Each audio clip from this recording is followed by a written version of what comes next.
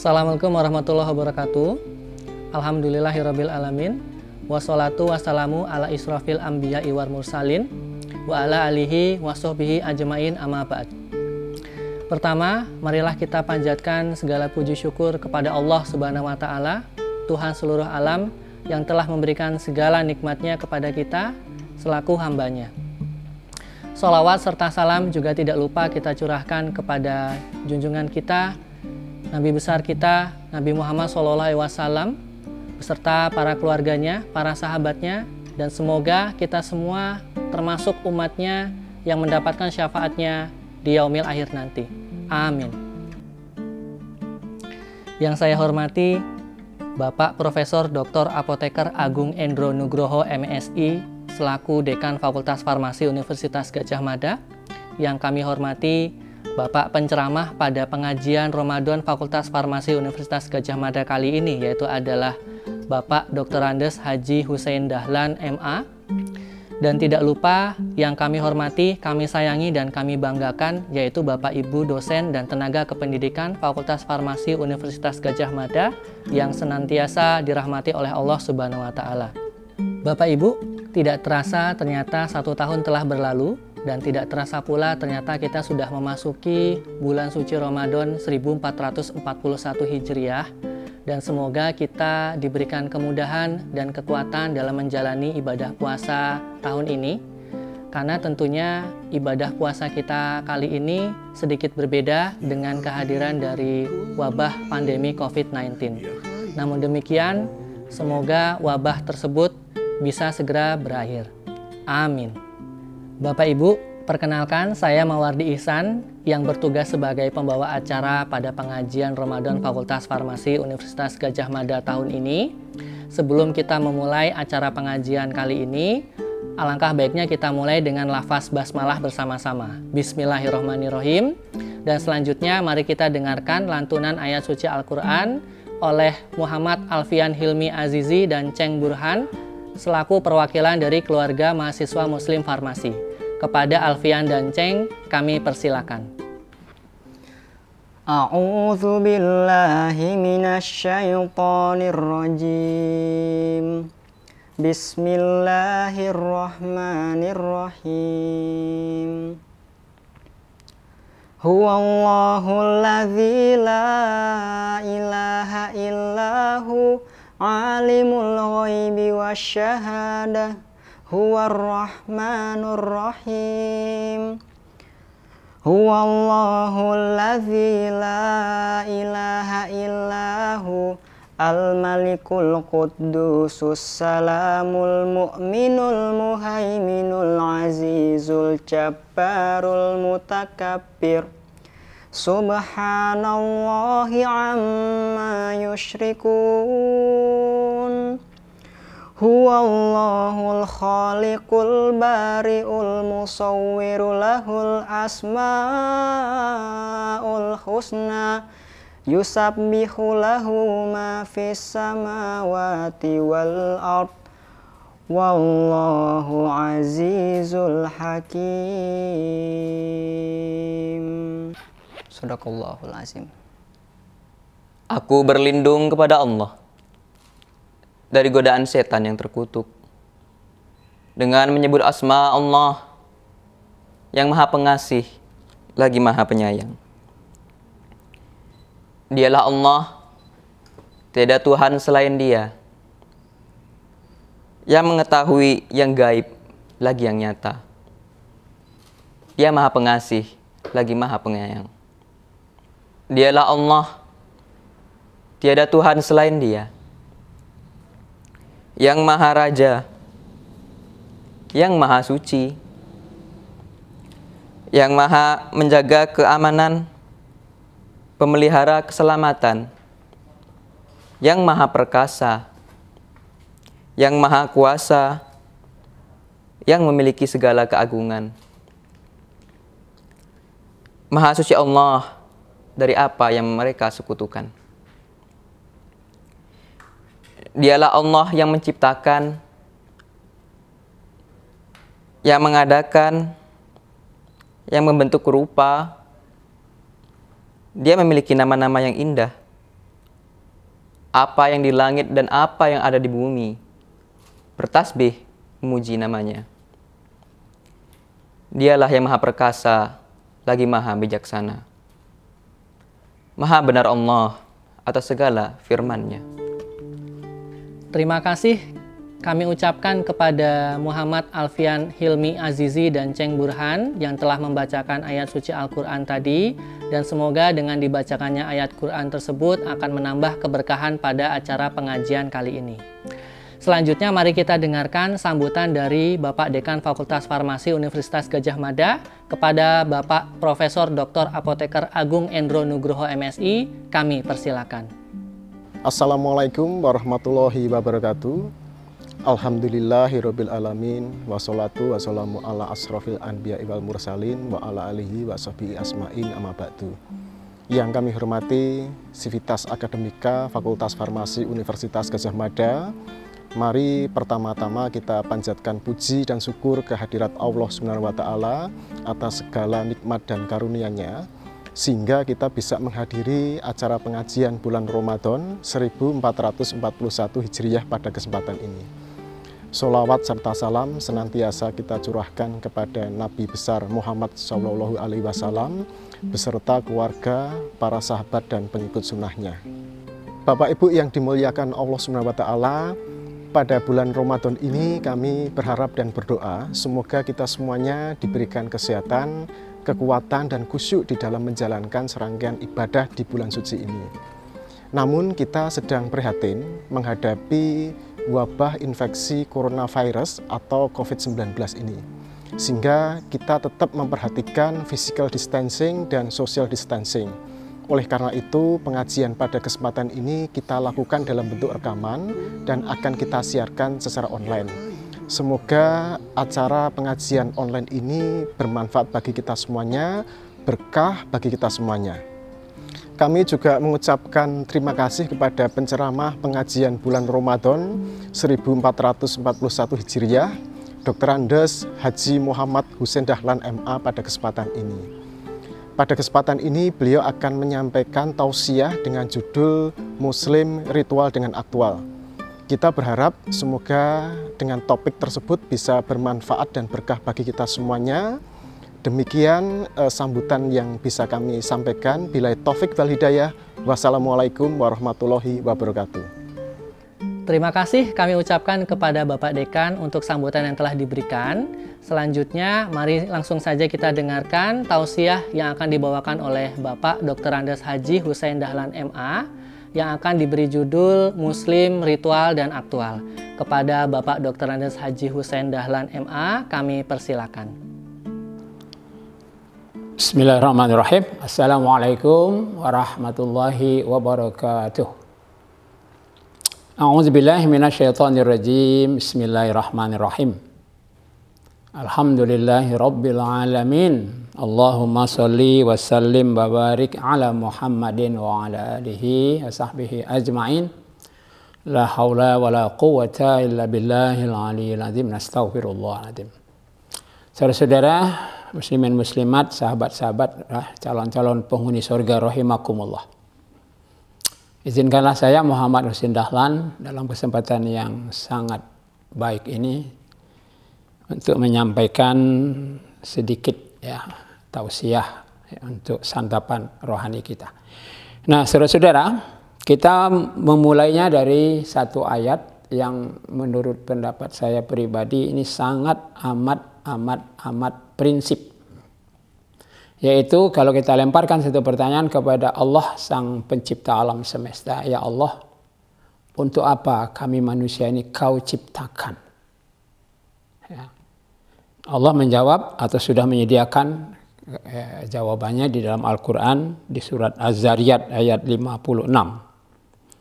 Yaitu Bismillahirrahmanirrahim.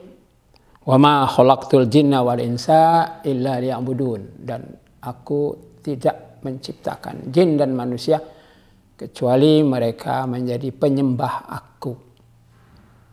Jadi saudara-saudara, kita hidup ini siapapun kita, selama kita disebut manusia dari ras apapun, kita diciptakan oleh Allah Rabbin Nas, ya, pencipta dan pemelihara manusia, untuk menjadi pengabdinya, hambanya. Kalau dalam bahasa Al-Quran kita diminta untuk menjadi Abdullah, abdi Allah. Jadi abdinya itu cuma satu aja, hanya Allah yang tepat kita mengabdi. Jadi kita nggak boleh mengabdi kepada jabatan, kepada hobi, mengabdi kepada uang, dan lain sebagainya. Nah, ibadah di dalam ajaran Islam itu ada di dalam cakupan rukun Islam. Jadi agama Islam diturunkan sebagai sarana untuk kita beribadah.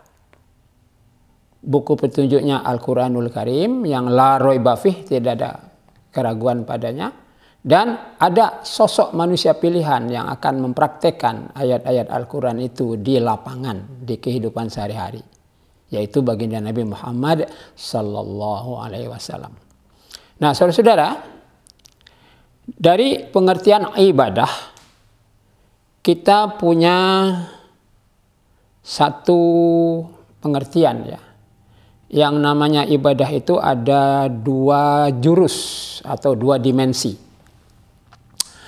Dimensi pertama yaitu ibadah mahdoh. Mahdoh itu khusus, yaitu 5 rukun Islam. Syahadat, sholat, puasa, zakat, dan haji. Ya. Kemudian ibadah ghairu mahdoh yang umum. Ya, seperti tausiah ini umum ini. Mau tausiah model apapun, di gedung, di lapangan, berdiri, duduk, ya, bersila, itu dibolehkan. Tetapi untuk ibadah yang mahdoh, kalau tidak seperti yang dicontohkan baginda Nabi Muhammad SAW, maka kita tidak boleh menyelenggarakannya menurut kemauan kita masing-masing. Ya. Sekali lagi, jangan beribadah mahdoh seperti maunya kita, tapi maunya Allah lewat Rasulnya Muhammad SAW. Nah, saudara-saudara, kita diingatkan lagi oleh ayat lain ya. Dan ayat ini ditujukan kepada mereka yang mengaku mukmin. Ya, yang bukan mukmin boleh tidak memperdulikan ayat ini. Tapi bagi mereka yang mukmin, ya, maka dia harus memperhatikan. Ini ayat ini untuk kita. A'udzubillahi minasyaitonirrajim. Ya ayyuhalladzina amanu taqullaha haqqa tuqatih wala tamutunna illa wa antum muslimun. Ini ayat yang sangat populer di kalangan umat ya. Terutama bagi mereka yang suka mengikuti pengajian hafal dia. Ya, surat Ali Imran ayat 102. Yang kurang lebih maknanya, wahai sekalian orang yang beriman, bertakwalah kamu kepada Allah dengan takwa yang sebenar-benarnya. Bukan takwa-takwaan, bukan takwa yang separuh-separuh ya. Takwa yang sebenar, yang hak. Wala tamutunna illa wa antum muslimun. Dan janganlah kamu mati. Janganlah kamu mati.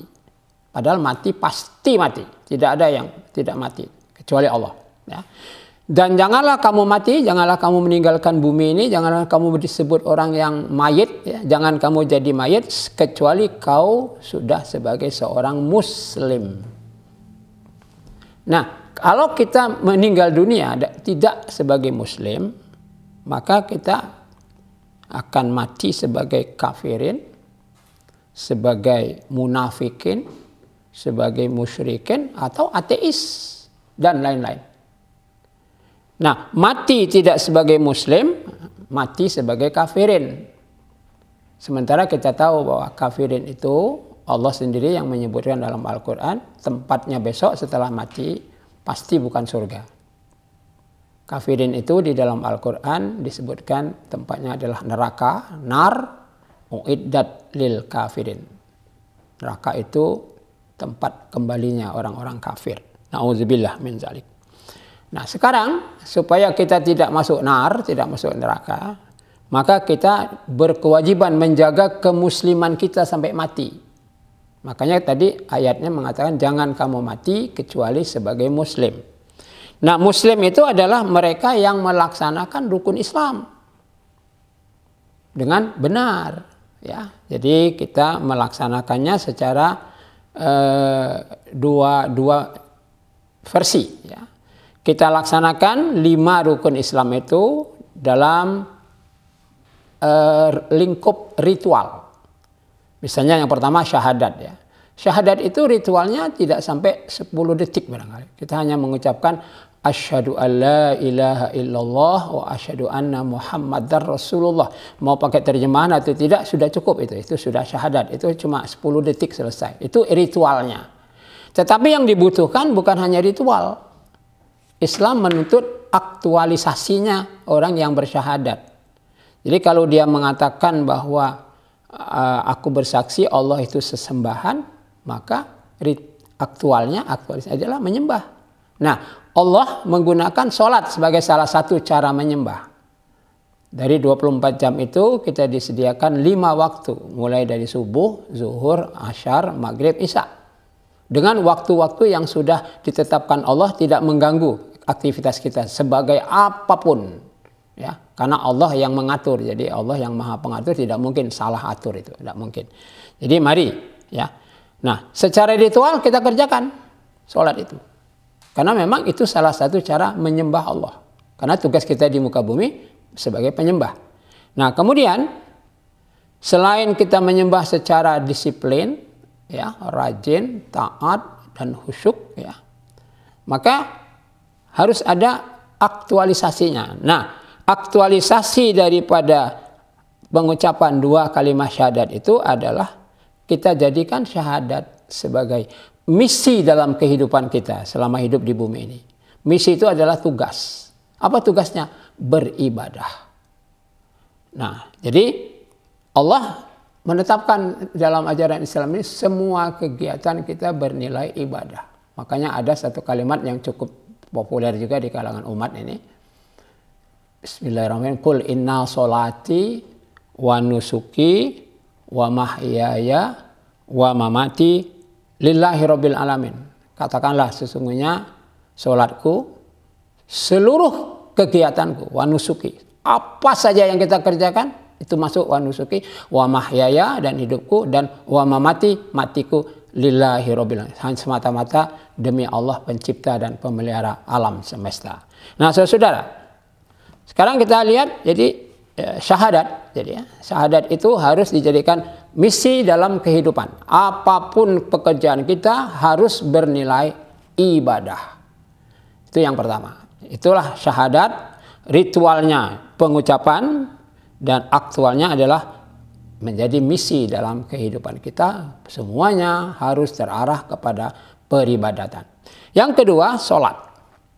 Sholat itu ritualnya tidak terlalu lama ya. Kita dalam keadaan bersih, suci, ya, tidak kena hadas, sudah berwudu. Kita berpakaian sesuai dengan aturan sholat itu, menutup aurat, ya. Kemudian kita berdiri mengarah ke kiblat, ya, ke Baitullah di Mekah sana. Kemudian kita memulainya dengan takbir dan menyelesaikannya dengan salam. Itu paling satu sholat itu paling lama 5 menit. Bahkan di tempat-tempat tertentu bisa 2 menit selesai, ya, tergantung kecepatannya. Itu ritual. Nah, sekarang apa aktualisasi dari sholat? Aktualisasi sholat itu ada di dalam surat Al-Ankabut, ya, ayat 45 yang berbunyi Bismillahirrahmanirrahim. Wa aqimis sholah inna sholata tanha 'anil fahsya'i wal munkar. Dan dirikanlah sholat, sesungguhnya sholat itu akan membuat si pelaku sholat meninggalkan kefasikan dan kemungkaran. Nah, jadi kalau kita sudah sholat, kalau sholatnya benar, maka kita harus meninggalkan kefasikan dan kemungkaran. Apa fasik itu? Fasik adalah semua perbuatan yang berbau maksiat, yang Allah nggak suka. Itu fasik. Nah, mungkar itu apa saja perbuatan yang menjurus kepada syirik, ya, tidak mengesahkan Allah. Nah, ini dua-duanya bagi mereka yang sudah sholat itu mestinya tidak boleh terjadi. Nah, itulah aktualisasi daripada orang-orang yang mendirikan sholat. Nah, sekarang kita lihat dalam praktek di masyarakat. Ya. Adakah orang-orang yang sudah sholat 5 waktu, sudah sholat berjamaah, sudah sholat sunat, macam sunat, sudah sholat tahajud ya. Tetapi di dalam praktek aktualisasinya dia masih suka berdusta. Dia suka tidak menepati janji. Dia kadang-kadang sombong. Dia kadang-kadang bakhil ya, tidak suka sedekah. Atau dia jadi pemarah, pemalas ya, tidak mau belajar. Nah, ini perbuatan-perbuatan yang Allah tidak suka. Mestinya bagi mereka yang sudah sholat, makanya dia hanya mengerjakan hal-hal yang diminta oleh Allah. Ya, jadi inilah yang terjadi di masyarakat. Lain di dalam ibadahnya dia minta siratal mustaqim, tapi yang dia lakukan adalah jalan-jalan yang menyimpang. Orang yang sudah melakukan sholat sedemikian rupa, tetapi dia masih melakukan kemaksiatan yang tampak jelas dengan sadar dia lakukan. Nah, ini saja secara singkat. Kemudian yang ketiga, ibadah puasa. Puasa Ramadan terutama. Nah, ritualnya hanya menahan beberapa hal yang membatalkan. Makan, minum, kumpulnya suami istri ya, dalam persebadanan itu, dan lain-lain. Ya. Nah, intinya puasa itu kita diminta untuk menahan, menjaga, tidak melakukan perkara-perkara yang di luar bulan Ramadan. Itu bagus, boleh, halal dan berpahala. Makan berpahala itu, minum berpahala. Kumpul suami istri juga boleh dan harus itu. Ya. Nah, tetapi selama Ramadan jangan tahan. Nah, kalau dalam 30 hari di bulan Ramadan yang kita tahan itu hal yang boleh di luar Ramadan dan mampu kita lakukan dengan baik, ya, maka selesai Ramadan yang 11 bulan berikutnya kita hanya meninggalkan yang dilarang saja. Makanya kalau orang itu berhasil puasanya 30 hari atau 29 hari meninggalkan hal yang baik-baik, kemudian setelah itu hanya yang buruk saja kamu tidak lakukan, itu barangkali lebih cepat. Nah, artinya orang yang puasa Ramadannya berhasil, aktualisasinya dalam kehidupan adalah dia mampu mengendalikan diri. Dulu saya yang halal saja aku bisa cegah, sekarang yang haram-haram saja yang aku tidak melakukan. Itu lebih gampang, lebih mudah untuk kita. Nah, ini saudara-saudara ya, jadi ini untuk puasa. Sekarang kita lanjutkan zakat. Zakat itu kalau ritualnya cuma mengeluarkan 1/40 atau 2,5% dari harta kita bila sudah sesuai jumlah dan waktunya. Ya. Jadi misalnya kalau orang yang sudah berpenghasilan 1 tahun itu bisa dibelikan emas seberat 85 gram. Ya. Nah, orang ini kena wajib zakat. Jadi kalau punya uang 1 juta cuma 25.000, kalau 4 juta 100.000. Ya, jadi sedikit sebetulnya, 1/40. Itu ritualnya. Ya.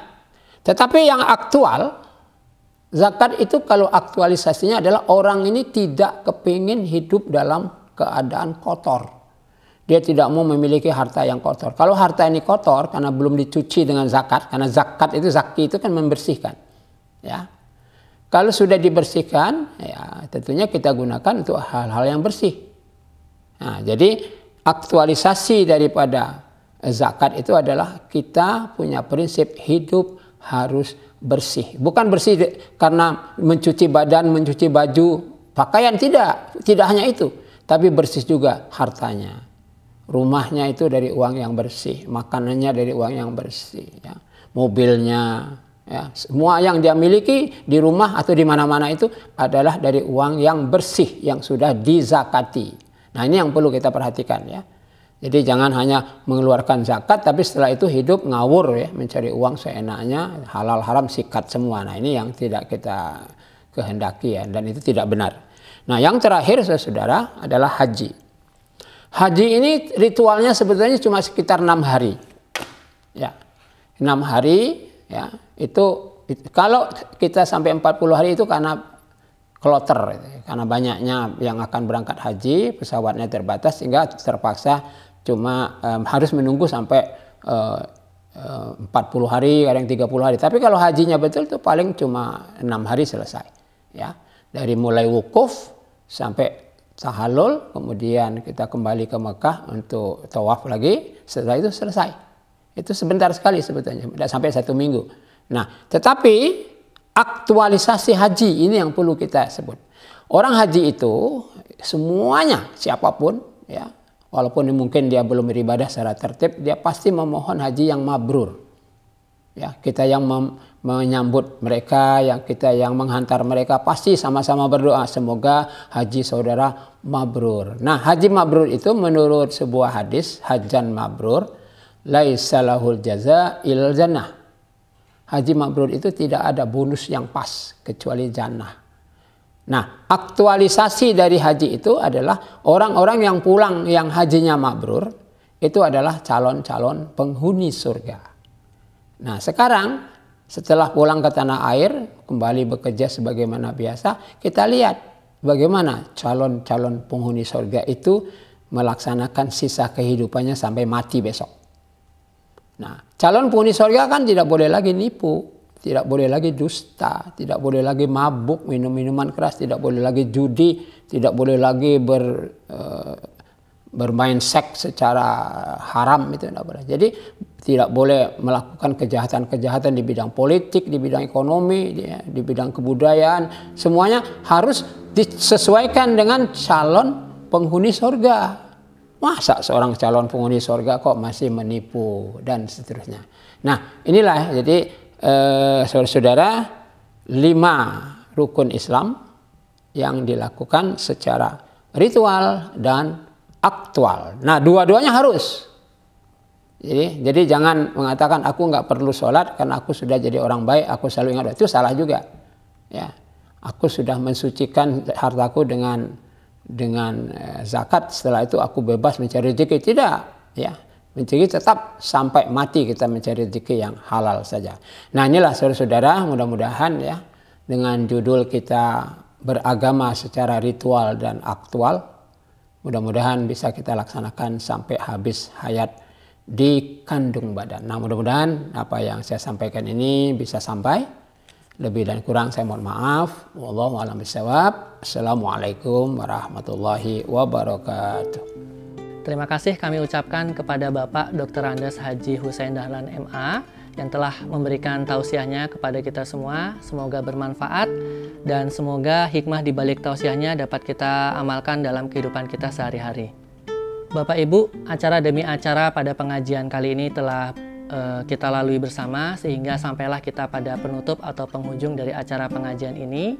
Nah, sebagai penutup, mari kita sama-sama mengucapkan lafaz hamdalah, alhamdulillahirabbil alamin, dilanjutkan dengan doa penutup majelis. Subhanakallahumma wa bihamdika, asyhadu alla ilaha illa anta, astaghfiruka wa atubu ilaik. Bapak Ibu, terima kasih untuk perhatian yang telah diberikan. Saya selaku pembawa acara memohon maaf apabila ada kesalahan atau kata-kata yang kurang berkenan. Dan sekian terima kasih. Billahi taufik wal hidayah. Wassalamualaikum warahmatullahi wabarakatuh.